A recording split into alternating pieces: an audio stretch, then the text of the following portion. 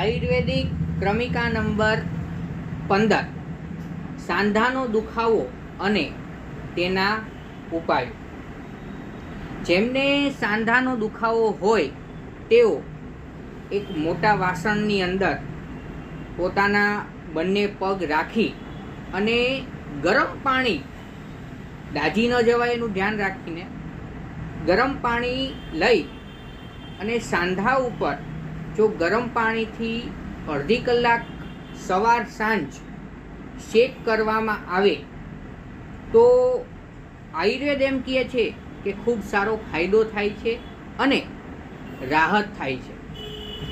જો વધુ માહિતી જોતી હોય તો અમારા મંગળવાર અને શુક્રવારના વેબિનાર એટેન્ડ કરો અને અમારી યુટ્યુબ ચેનલના સાંધાના દુખાવાના વિડીયો જુઓ.